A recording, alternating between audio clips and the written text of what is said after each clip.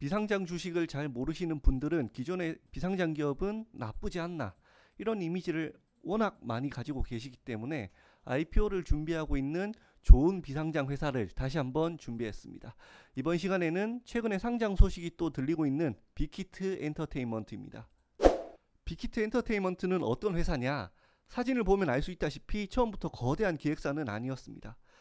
2005년 방시혁 대표가 세운 회사로 3, 2, 1. 랩 댄스 노래로 상대방의 기선을 제압해. 흔히 한 개의 그룹의 역량을 다 집중하는 일반적인 소형 기획사의 형태로 출발을 했죠. 2005년도에 출발은 했지만 2010년도 초까지도 원더걸스의 미국 활동 등을 케어하면서 JYP의 제휴관계로서 사실상 거의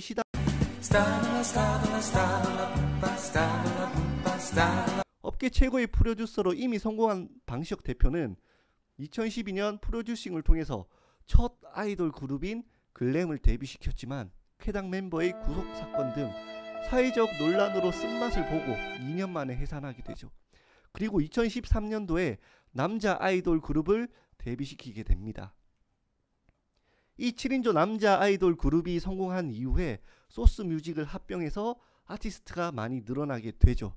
여자친구도 있고 이현, 투모로우 바이투게더 등 여러가지 아티스트를 보유하게 됩니다. 하지만 전형적인 현재 빅히트 엔터테인먼트는 전형적인 1그룹 소속사의 성공 사례입니다. 그런데 이 사옥 사진을 보면 아시겠지만 보통 성공한 아티스트가 회사의 기둥을 세운다 이렇게 표현을 합니다. 하지만 지금 기둥을 세운 정도가 아니죠. 거의 기초부터 시작해서 건물까지 다 올려버렸죠. 20년 5월에 완공 예정인 이 용산 트레이더 센터인데 건물 전체를 다 임대해서 사용하겠다 하면 지금 부동산 시세로 연 200억 이상 임대비를 내야 하는 건물입니다. 이것을 가능케 한 것 바로 21세기 비틀즈로 평가받고 있는 BTS입니다. 불타오르네.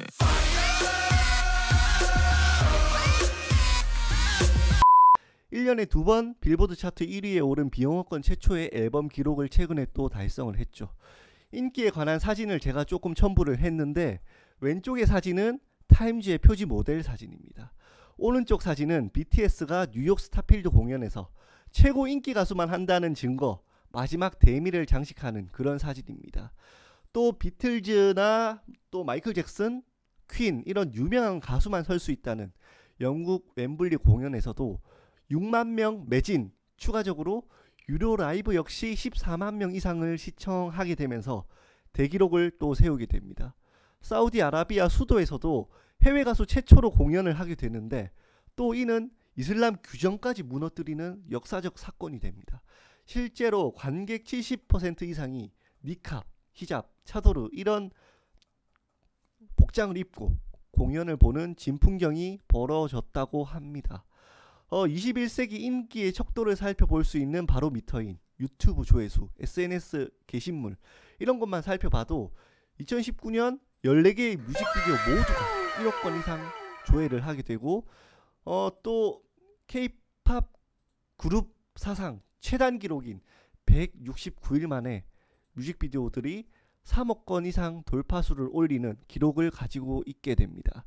현대경제연구소에서 제작된 방탄소년단 가치 보고서 이 부분을 조금 더 참고하자면 아미라고 불리고 있는 이런 팬덤의 카페수, 트위터수, 팔로워수 이런 것을 다 비교해봐도 2위와 큰 격차를 가지고 있기 때문에 더 이상 여기서부터 인기에 대해서 설명하는 것은 입이 아픈 문제다 이렇게 말씀을 드립니다.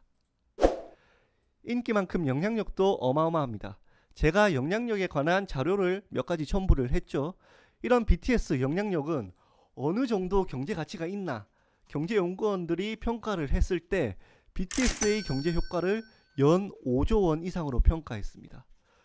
코스피 대형 기업 같은 경우에 연 매출 수준 정도인데 이 정도면은 국가 경제의 일부다 이렇게 말할 수 있는 정도죠. 이건 사실 너무 많은 것 아닌가. 제가 처음엔 조금 의심을 했지만 국내 방문하는 이제 외국인 13명 중에 1명꼴은 여기가 BTS의 나라입니까? 오직 BTS 때문에 방문했다고 하니 사실 틀린 말은 아니라고 봅니다. 이런 빅히트 엔터가 최근 상장 소식이 언론을 통해서 돌고 있죠.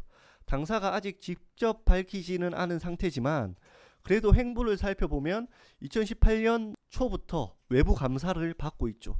그리고 함께 재무제표도 공개하고 있습니다. 2019년에는 금융재무책임자인 CFO를 선임을 했고 2020년 1월에는 증권사 4곳을 통해서 상장 주관사 입찰 제한 요청서를 발송을 했습니다. 이런 행보만 봐도 상장 자체가 얼마 남지 않았음을 충분히 예상할 수 있습니다. 거기다가 사실 1년에서 2년 정도 뒤면은 BTS 멤버들이 군입대 문제가 한참 또 거론이 될 겁니다. 그렇게 되면은 성공적인 공모를 하기가 또 어렵기 때문에 타이밍적으로도 2020년 하반기나 2021년 상반기 정도에 상장을 하는 게 가장 최고의 정점에서 상장하는 게 아닐까 조심스럽게 추측이 됩니다. 증권사들도 지금 난리가 났죠. 앞서 말씀드리지만 기업 가치를 현재 2조에서 많으면 4조까지 평가를 하고 있기 때문에 주관사 수익률 역시 엄청날 것으로 생각이 됩니다. 입찰 경쟁에는 총 4개 업체, 4개의 증권사가 참여를 하지만 만약에 주간 증권사를 따내게 된다. 그러면은 최소 40억에서 많으면 100억 이상의 주관사 수익을 얻을 것으로 생각이 됩니다. 그럼 빅히트 엔터의 가치가 얼마쯤 될까? 추측하기에 앞서서 엔터주의 특징을 한번 짚어보고 가겠습니다. 첫째, 엔터테인먼트 기업은 아티스트, 그러니까 사람이 자산으로 평가되는 아주 독특한 특징이 있습니다. 물론 이제 리더십 있는 경영자나 핵심 인력의 경우에 기업의 중요 자산으로 평가되기도 하지만 이 엔터테인먼트 기업 같은 경우에는 상대적으로 자산 가치가 시가총액에 비해서 낮게 형성되어 있습니다. 사람의 가치란 것을 이 재무제표에 적기가 참 어렵기 때문입니다.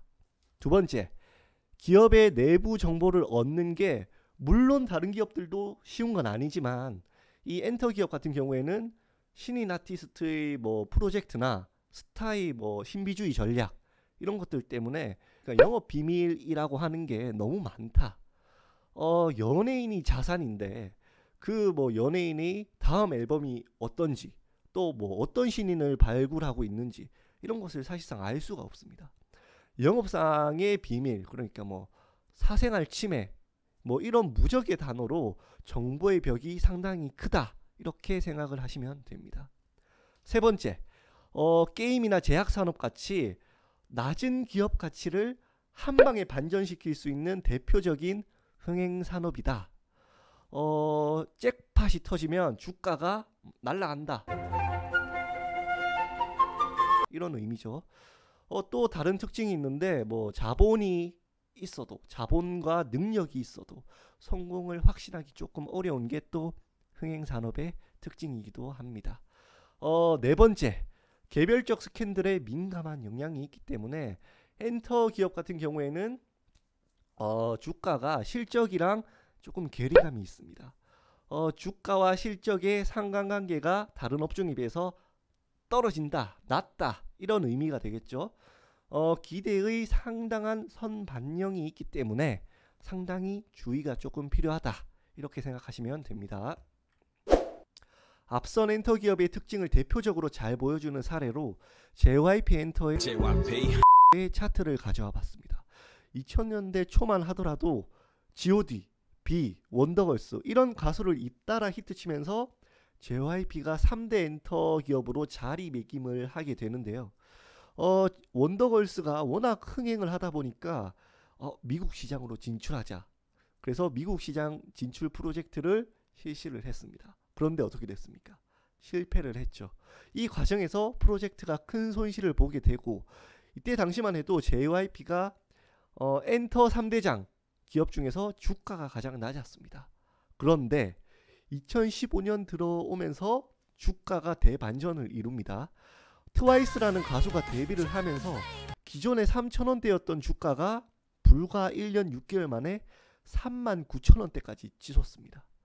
과거의 엔터 기업 같은 경우에는 시가총액의 한계치가 한 2천억 수준 정도였습니다. 하지만 최근에 이 K-팝, 한류, 뭐 최근에 봉준호 감독이 상도 받았죠. 문화 콘텐츠가 계속 확장을 하면서 기존의 보수적인 기업 평가의 틀에서 벗어나서 기업의 가치를 조금 더 진보적으로 평가하기 시작하면서 엔터주들의 가치가 전반적으로 많이 올랐다고 보면 됩니다. 자, 빅히트 엔터의 기업 가치를 평가하기 위해서 중요 포인트를 지금까지 설명을 드렸습니다. 빅히트 엔터테인먼트의 기업 가치가 그럼 어느 정도 될까? 지금 상대 가치를 평가해 봤을 때 현재 엔터테인먼트 평균 주가 수익 비율을 한번 고려해 봤을 때 PER이 약 35배 정도 됩니다. 2019년 예상 영업 이익률을 한번 고려해서 계산해 보면은 기업 가치가 무려 3조 중반 수준으로 평가가 됩니다.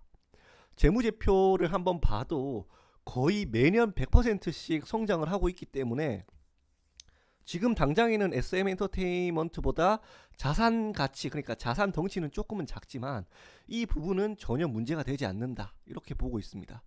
영업이익률도 30%, 그리고 BTS가 지금 신규 공연을 기획하기 위해서는 2년이나 스케줄을 기다려야 한다고 합니다.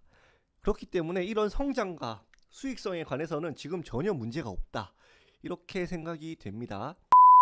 18년 기준으로 재무제표를 봤을 때 부채에서도 큰 특징이 보입니다.